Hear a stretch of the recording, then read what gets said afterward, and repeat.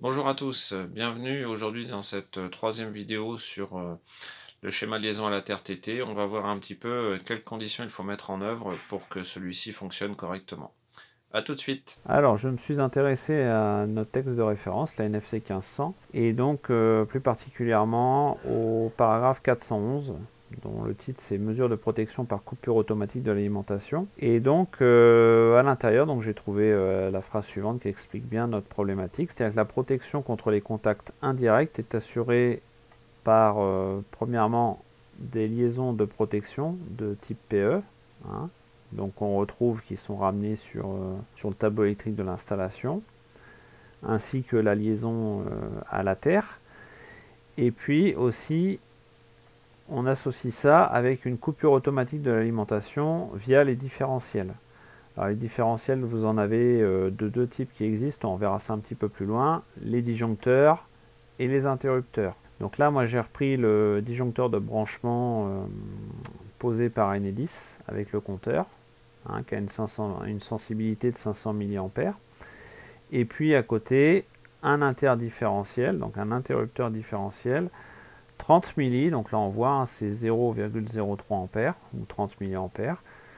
Et vous en avez un, alors je vous ai remis la photo en fond, vous en avez un au début de chaque rangée. D'accord, 30 milli, c'est pour la protection des personnes.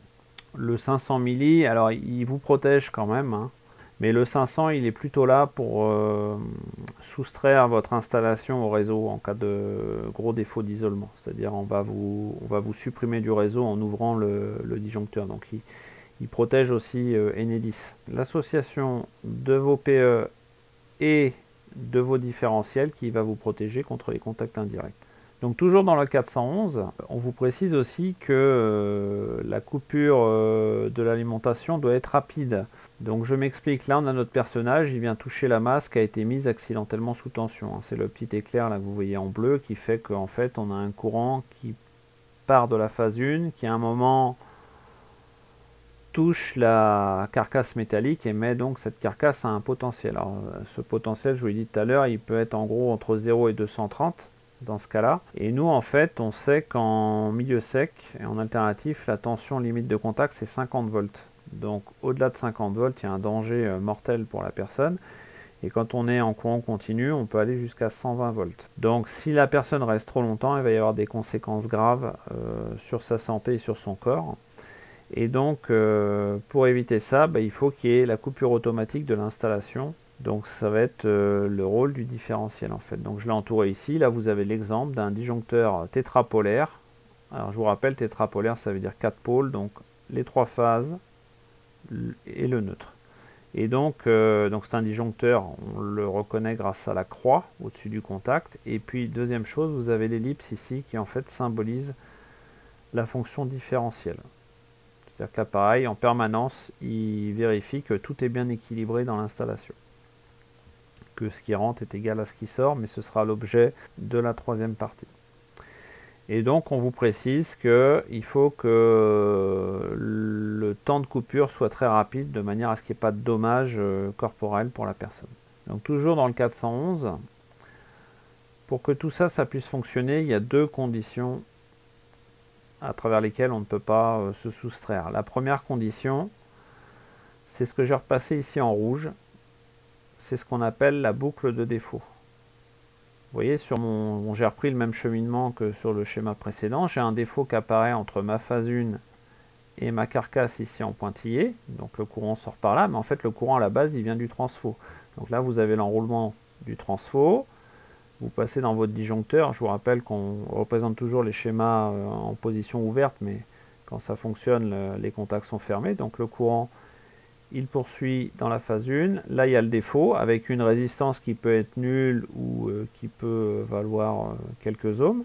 Ensuite, ce courant, il va passer par l'APE, donc il va remonter dans votre tableau électrique, il va passer dans le sol via le piquet de terre ou la boucle de terre, et puis il va jusqu'au poste de livraison d'Enedis qui est à côté de chez vous, et il remonte par la liaison de la prise de terre du neutre, et il revient au point neutre, et il repart, il tourne comme ça, d'accord. Donc ça, c'est ce qu'on appelle une boucle de défaut. Donc si jamais,